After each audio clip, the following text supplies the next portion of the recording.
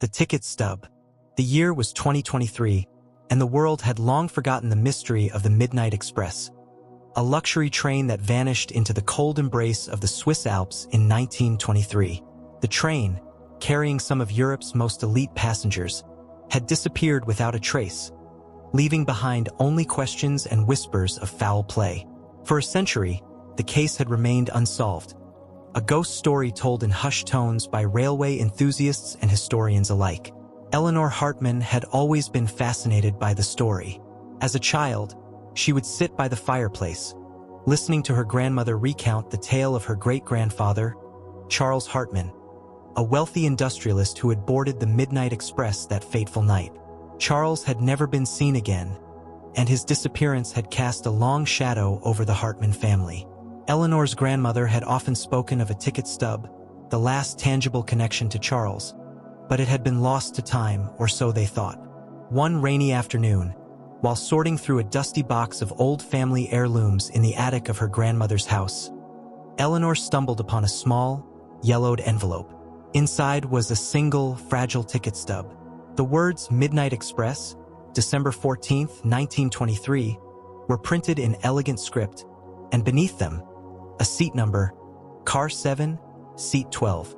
Eleanor's heart raced as she realized what she held in her hands.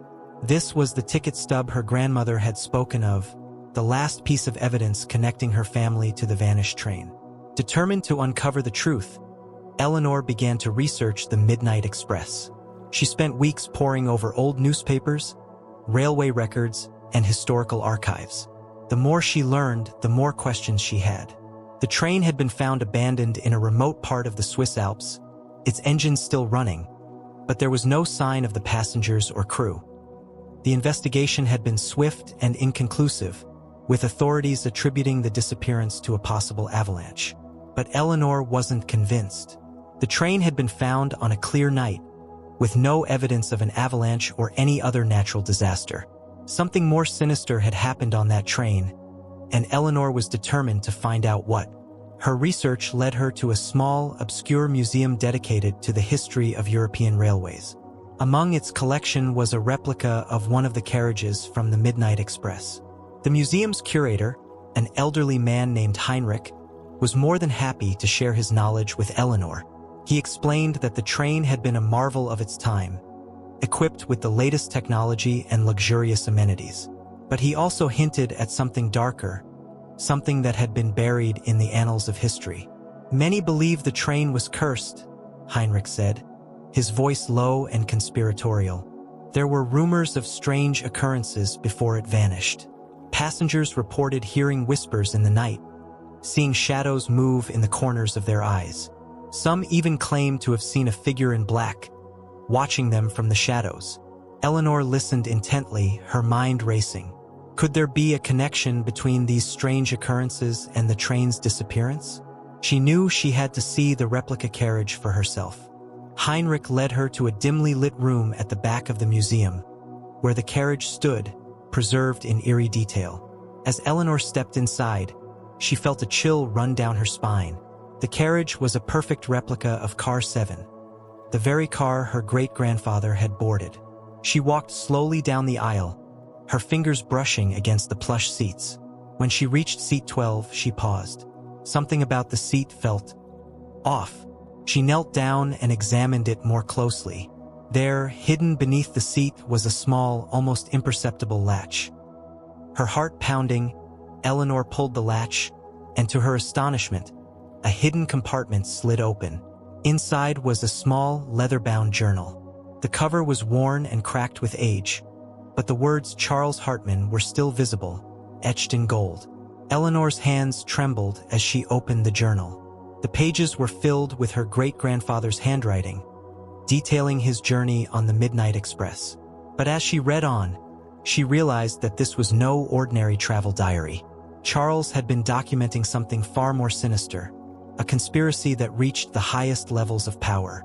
The journal spoke of secret meetings, coded messages, and a plot that threatened to destabilize Europe. Charles had been on the verge of exposing the conspiracy when the train vanished. The last entry was dated December 14, 1923, the night the train disappeared. It read, "They know.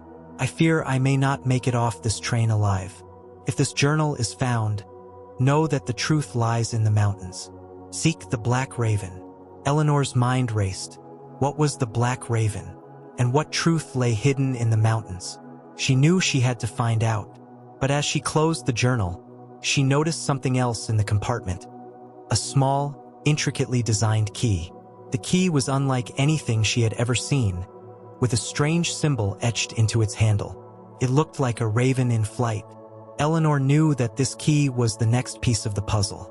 But where did it lead? And what secrets would it unlock? She felt a surge of determination.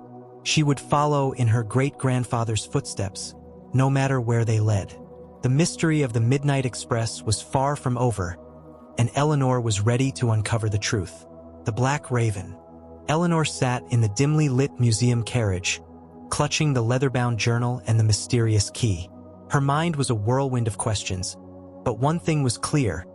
She needed to find out what the Black Raven was. The journal had mentioned that the truth lay in the mountains, and the key bore the symbol of a raven. It was a starting point, but where to begin? She decided to consult Heinrich, the museum curator, once more. He had been helpful so far, and his knowledge of railway history might shed light on the Black Raven. When she found him in his cluttered office, surrounded by stacks of old books and documents, she showed him the key and explained what she had discovered. Heinrich's eyes widened as he examined the key. This symbol, it's not just any raven. It's the emblem of a secret society that was active in the early 20th century. They called themselves the Black Raven Society. They were rumored to be involved in espionage, political manipulation, and even murder. Eleanor's heart skipped a beat. Do you think they had something to do with the disappearance of the Midnight Express? Heinrich nodded slowly. It's possible. The Black Raven Society was known to operate in the shadows, pulling strings behind the scenes. If your great-grandfather was onto something big, something that threatened their plans, they would have stopped at nothing to silence him. Eleanor felt a chill run down her spine. Do you know where I can find more information about them? Heinrich thought for a moment. There's an old library in Zurich that specializes in rare and obscure historical documents. If anyone has information on the Black Raven Society, it would be there. But be careful, Eleanor. These people were dangerous, and if they're still active in any form, you could be walking into a hornet's nest. Determined to uncover the truth, Eleanor booked a train to Zurich the next day. The journey was uneventful, but her mind was anything but calm. She couldn't shake the feeling that she was being watched, that unseen eyes were following her every move. She tried to dismiss it as paranoia, but the sense of unease lingered. The library in Zurich was an imposing building, its stone facade weathered by time. Inside, the air was thick with the scent of old books and dust. Eleanor approached the librarian, a stern-looking woman with glasses perched on the end of her nose, and explained what she was looking for. The librarian's expression grew serious. The Black Raven Society. That's not a name you hear every day. We have a few documents that might be of interest, but they're kept in the restricted section. You'll need special permission to access them. Eleanor's heart sank. How do I get permission? The librarian hesitated. You'll need to speak to the head archivist, Dr. Reinhardt. But I must warn you, he's very protective of the library's collection. He doesn't grant access lightly. Eleanor nodded, determined to try. She was directed to a small office at the back of the library, where Dr. Reinhardt sat surrounded by towering stacks of books and manuscripts. He was an elderly man with a sharp gaze and a no-nonsense demeanor. When Eleanor explained her quest, Dr. Reinhardt studied her intently. The Black Raven Society. Why are you interested in them? Eleanor hesitated, then decided to be honest. My great-grandfather was on the Midnight Express when it disappeared. I believe the Black Raven Society was involved, and I need to find out the truth. Dr. Reinhardt's expression softened slightly. I see. The disappearance of the Midnight Express is one of the great unsolved mysteries of our time. If the Black Raven Society was involved, it would be a significant historical revelation. But you must understand, these documents are highly sensitive. If they fall into the wrong hands, I understand, Eleanor said earnestly. I just want to know what happened to my great-grandfather. I have no intention of causing any harm. Dr. Reinhardt studied her for a long moment, then nodded. Very well, I'll grant you access. But you must promise to handle the documents with care and to share your findings with me. Eleanor agreed, and Dr. Reinhardt led her to the restricted section of the library. The room was dimly lit, with rows of ancient books and manuscripts lining the walls. Dr. Reinhardt unlocked a cabinet and retrieved a small, leather-bound volume. This is one of the few surviving records of the Black Raven Society, he said, handing it to Eleanor. It contains their history, their rituals, and their activities. Be careful with it. Eleanor took the book with trembling hands. She found a quiet corner and began to read. The book was filled with cryptic symbols, coded messages, and detailed accounts of the Society's operations. It spoke of their influence over governments, their involvement in assassinations, and their ultimate goal, to control the course of history. As she read, Eleanor began to piece together a chilling picture. The Black Raven Society had been behind some of the most significant events of the early 20th century, from political coups to economic crises. They had operated in the shadows, manipulating events to their advantage. And they had a particular interest in the Midnight Express. According to the book, the train had been carrying a group of influential figures who were planning to expose the Society's activities. The Black Raven Society had learned of their plans and had taken drastic measures to silence them. The train had been stopped in the Swiss Alps and the passengers had been dealt with. Eleanor's hands trembled as she turned the page. The next section described a hidden location in the mountains, a secret base where the Society had conducted their operations. It was referred to as the Raven's Nest, and it was said to be filled with evidence of their crimes. The book also mentioned a key, a special key that could unlock the secrets of the Raven's Nest. Eleanor's heart raced as she realized that the key she had found in the hidden compartment might be the very same key. She closed the book and took a deep breath. She knew what she had to do. She had to find the Raven's Nest and uncover the truth. But she also knew that it wouldn't be easy. The Black Raven Society had gone to great lengths to protect their secrets, and they wouldn't take kindly to an outsider prying into their affairs. As she left the library, Eleanor felt a renewed sense of purpose. She had a lead, a direction to follow. But she also knew that she was stepping into dangerous territory. The Black Raven Society might be a relic of the past, but their legacy lived on, and Eleanor was about to confront it head-on. The Raven's Nest. Eleanor stood outside the Zurich Library, the weight of the leather-bound book heavy in her bag. The revelations about the Black Raven Society had left her both exhilarated and terrified. She now knew that the key she possessed was no ordinary trinket. It was the key to the Raven's Nest, a hidden stronghold deep in the Swiss Alps where the Society's darkest secrets were buried. But the journey to find it would be perilous, and she couldn't do it alone. She decided to seek out someone who knew the mountains well.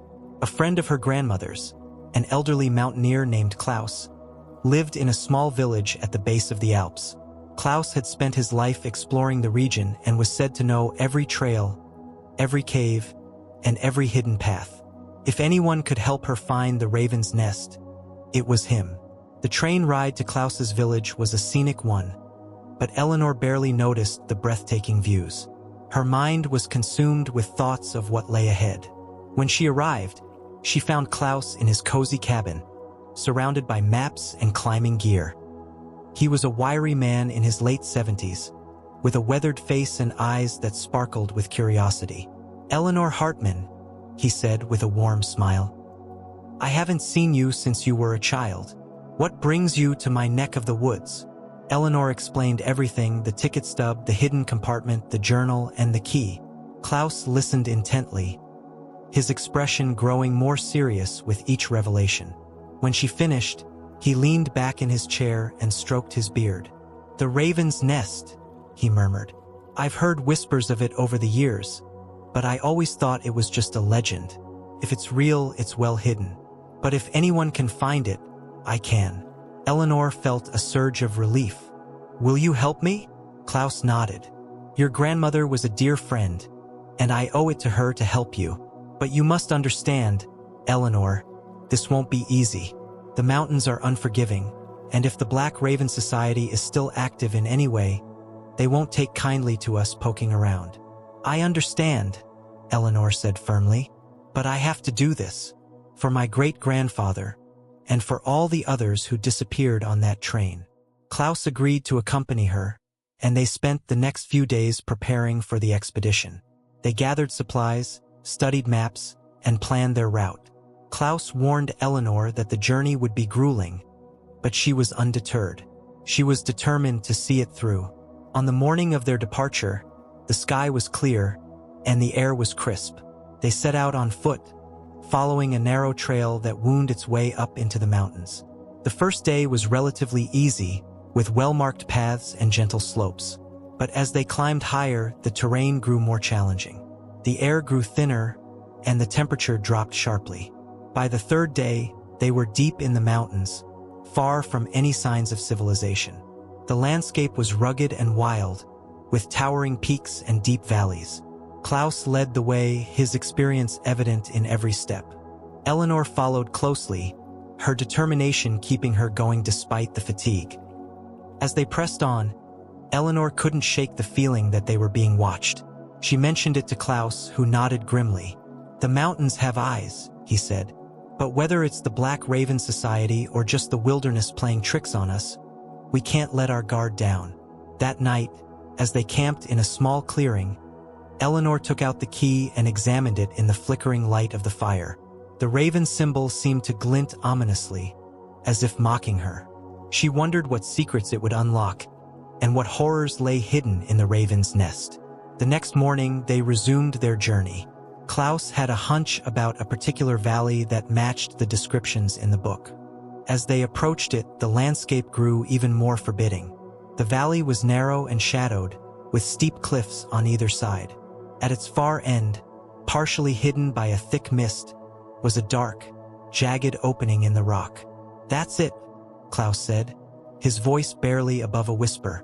"The entrance to the raven's nest."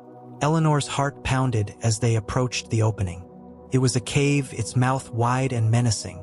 The air inside was cold and damp, and the walls were slick with moisture. They switched on their headlamps and ventured inside, the beams of light cutting through the darkness.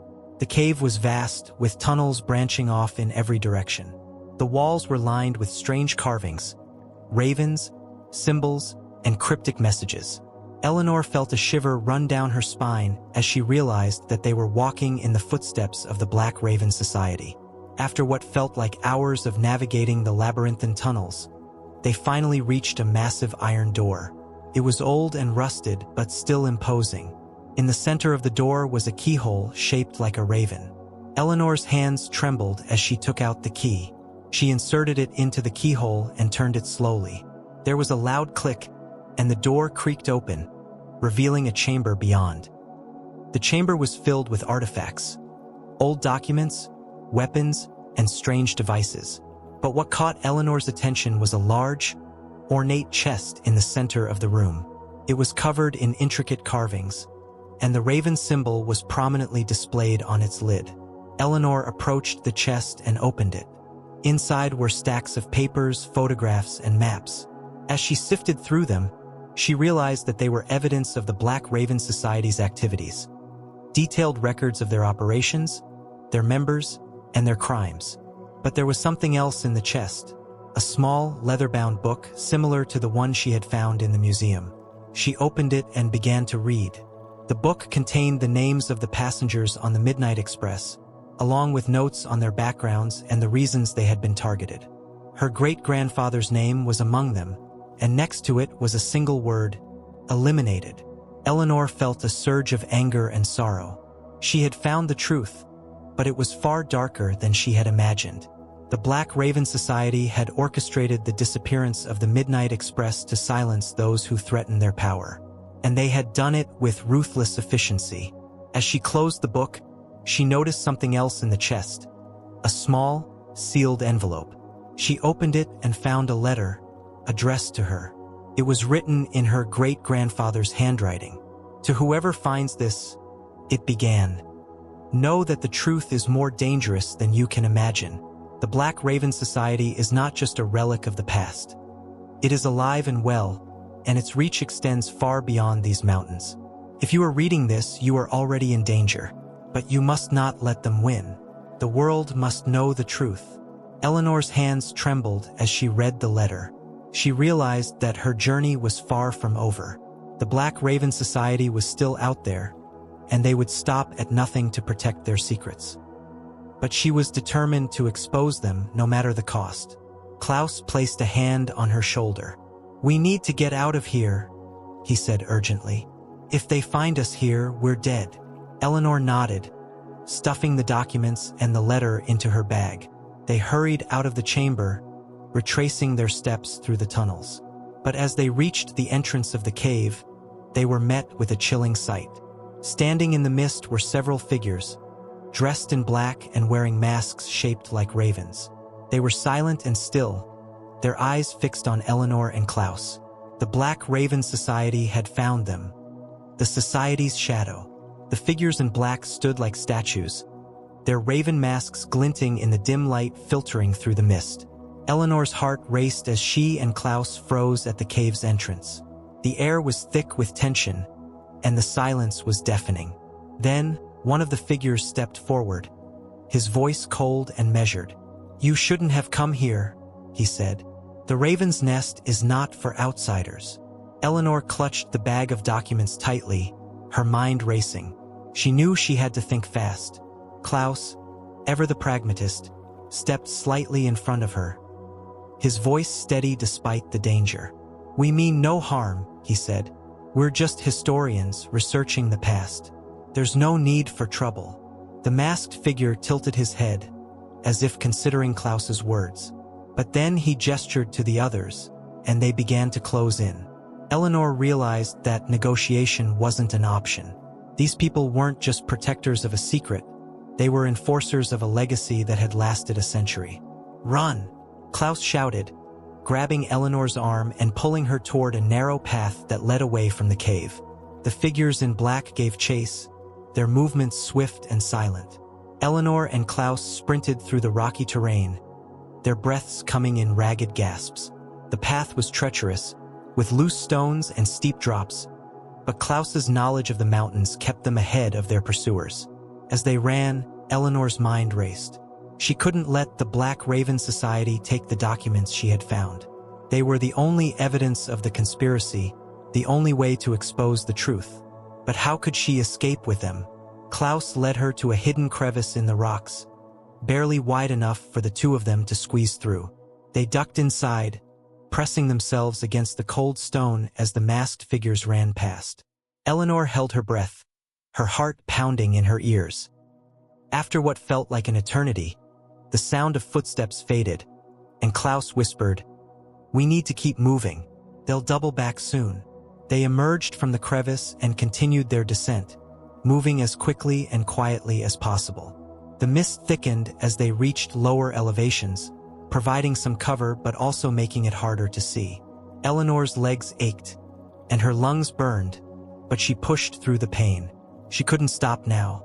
After hours of navigating the treacherous terrain, they finally reached a small, secluded cabin that Klaus knew of. It was old and abandoned, but it would provide shelter for the night. Once inside, Eleanor collapsed onto a dusty chair, her body trembling with exhaustion. Klaus lit a small fire in the hearth and began to boil water for tea. "We'll rest here for a few hours," he said. "But we need to keep moving at first light. They'll be searching for us."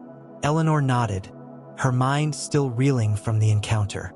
She opened the bag and spread the documents out on the table. The evidence was overwhelming, detailed records of the Black Raven Society's operations, their members and their crimes. But the most chilling discovery was a list of current members, some of whom held positions of power in governments and corporations around the world. "This isn't just history," Eleanor said, her voice trembling. "They're still active. They're still pulling the strings." Klaus examined the documents, his expression grim. "This goes deeper than I thought. If we're going to expose them, we'll need help. But who can we trust?" Eleanor thought for a moment. There's a journalist I know, Sophie Laurent. She's based in Geneva and specializes in investigative reporting. If anyone can help us get this story out, it's her. Klaus nodded. Then that's where we'll go. But we'll need to be careful. If the Black Raven Society is as powerful as these documents suggest, they'll be watching for any signs of us. The next morning, they set out for Geneva, taking back roads and avoiding populated areas. The journey was long and arduous, but they finally reached the city by nightfall. Sophie Laurent's office was in a nondescript building in the heart of Geneva, and Eleanor was relieved to find her still at work despite the late hour. Sophie was a sharp, no-nonsense woman in her 40s, with a reputation for uncovering the truth no matter the cost. When Eleanor and Klaus arrived, she listened intently as they explained everything: the Midnight Express, the Black Raven Society, and the documents they had found. "This is explosive," Sophie said, her eyes wide with disbelief. "If this is true, it could shake the foundations of power across the globe. But we'll need to verify everything before we go public. And we'll need to move quickly. If the Black Raven Society finds out what we're doing, they'll stop at nothing to silence us." Over the next few days, Sophie worked tirelessly to verify the documents and piece together the story. She reached out to trusted contacts in law enforcement, intelligence agencies, and the media, building a network of allies who could help bring the truth to light. But as the pieces fell into place, it became clear that the Black Raven Society was already aware of their efforts. One evening, as Eleanor, Klaus, and Sophie were reviewing the final draft of the exposé, they received a chilling warning. A package was delivered to Sophie's office, containing a single black feather and a note that read, "Stop now, or face the consequences." Sophie's face paled, but she remained resolute. "They're scared," she said. "That means we're on the right track. We can't back down now." Eleanor agreed, but she couldn't shake the feeling of dread that had settled over her. The Black Raven Society had survived for a century by operating in the shadows, and they wouldn't go down without a fight. The next morning, the exposé was published in major newspapers and online platforms around the world. The reaction was immediate and explosive. The revelations about the Black Raven Society's activities sparked outrage and calls for accountability.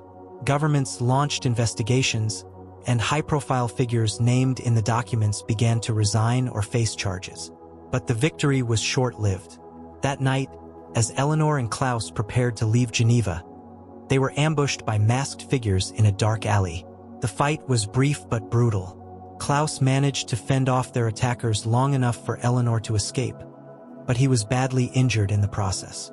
Eleanor ran through the streets, her heart pounding as she realized the full extent of the danger they were in. The Black Raven Society wasn't just a relic of the past.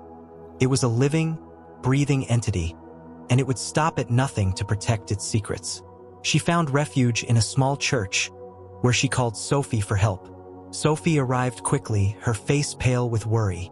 "We need to get you out of the city," she said. "They're not going to stop until they silence you." Eleanor nodded, tears streaming down her face. "What about Klaus?" Sophie's expression darkened. "He's in the hospital. He's stable, but it's not safe for him here. We'll get him out too, but we need to move fast." As they made their plans, Eleanor realized that this was far from over. The Black Raven Society had been exposed, but its shadow still loomed large. And now she was their primary target. The final flight. Eleanor sat in the dimly lit back room of the church, her hands trembling as she clutched a cup of tea. The warmth did little to soothe her nerves. Klaus was in the hospital, Sophie was coordinating their next moves, and the Black Raven Society was hunting her. She felt like a cornered animal, but she knew she couldn't give up. The truth was out there now, and she had to see this through to the end. Sophie returned with a grim expression. "I've arranged for Klaus to be moved to a safe house outside the city. He's stable, but he needs time to recover. As for you, we need to get you out of Geneva. The Society's enforcers are everywhere, and it's only a matter of time before they find you." Eleanor nodded, her mind racing. "What about the documents? The evidence? We can't let them destroy it." Sophie placed a reassuring hand on her shoulder. I've made copies and sent them to trusted journalists and investigators around the world. The truth is out there now, Eleanor. They can't silence everyone, but you're their primary target. If they can't erase the truth, they'll settle for erasing you. Eleanor swallowed hard. Where do I go? There's a safe house in the French Alps, Sophie said. It's remote, well hidden, and only a few people know about it. You'll be safe there until we can figure out our next steps. That night, under the cover of darkness, Sophie drove Eleanor out of Geneva. The journey was tense, with every passing car and shadow making Eleanor's heart race. But they made it to the safe house without incident. A small, rustic cabin nestled in a secluded valley. Sophie handed Eleanor a satellite phone and a list of emergency contacts. "Stay here," Sophie said. "Don't leave unless absolutely necessary. I'll check in with you as soon as I can." For the first few days, Eleanor tried to settle into a routine. She read, cooked simple meals, and kept the fire going. But the isolation gnawed at her. She couldn't stop thinking about Klaus, about the Black Raven Society, and about the unfinished business that still loomed over her. One evening, as she sat by the fire, she noticed something strange about the key she had found in the hidden compartment. The raven symbol on the handle seemed to catch the light in a peculiar way. She held it closer to the fire and realized that the symbol was not just decorative, it was a puzzle. With careful manipulation, she discovered that the raven's wings could be moved, revealing a hidden compartment within the key itself. Inside was a tiny, rolled-up piece of paper. Eleanor's hands shook as she unrolled it. The message was brief but chilling. "The final truth lies in the heart of the storm. Seek the clock tower at midnight." Eleanor's mind raced. What clock tower? What storm? She had no idea what it meant, but she knew it was another piece of the puzzle. She called Sophie on the satellite phone and relayed the message. Sophie was silent for a moment. "There's an old clock tower in a village not far from you.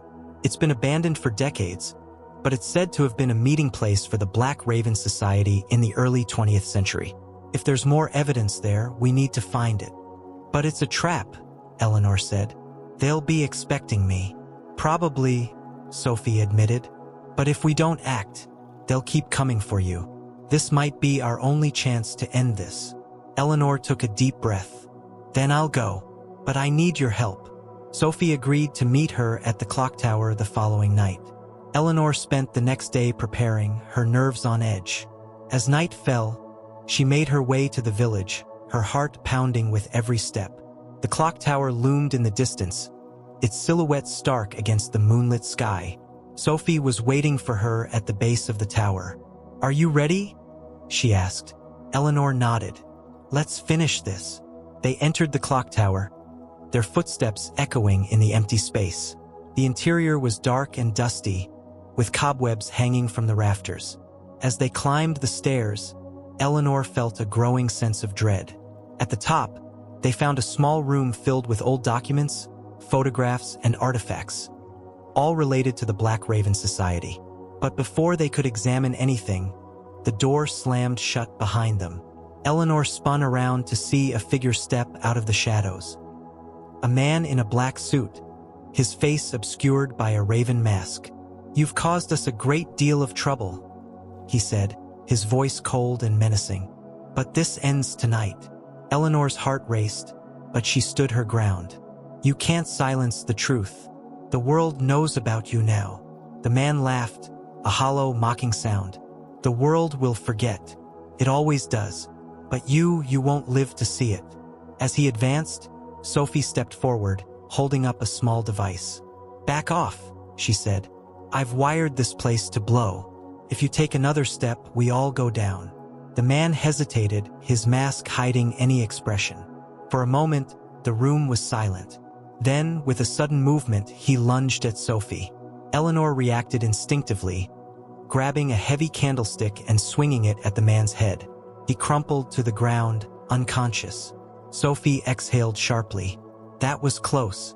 Let's get what we need and get out of here." They quickly gathered the most incriminating documents and made their way back down the stairs. As they reached the bottom, they heard the sound of approaching vehicles. The society's enforcers were closing in. "We need to move," Sophie said. "Now." They ran into the night, the sound of engines growing louder behind them. Sophie led Eleanor to a hidden path that wound through the forest. They ran until their lungs burned, finally emerging on a quiet road where a car was waiting. As they drove away, Eleanor looked back at the clock tower, now illuminated by the headlights of the enforcers' vehicles. She felt a strange mix of relief and sorrow. The truth was out there, but the cost had been high. In the weeks that followed, the documents from the clock tower were published, adding fuel to the fire that Eleanor and Sophie had started. The Black Raven Society was dismantled, its members exposed and brought to justice.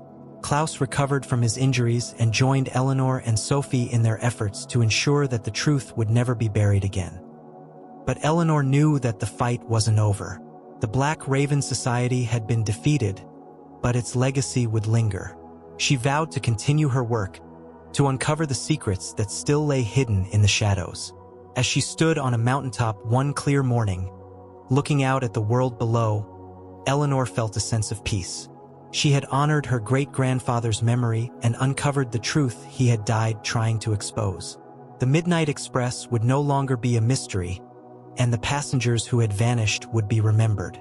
The journey had been long and fraught with danger, but Eleanor knew it had been worth it. She had faced the darkness and emerged stronger. And as the sun rose over the Alps, she felt ready for whatever came next.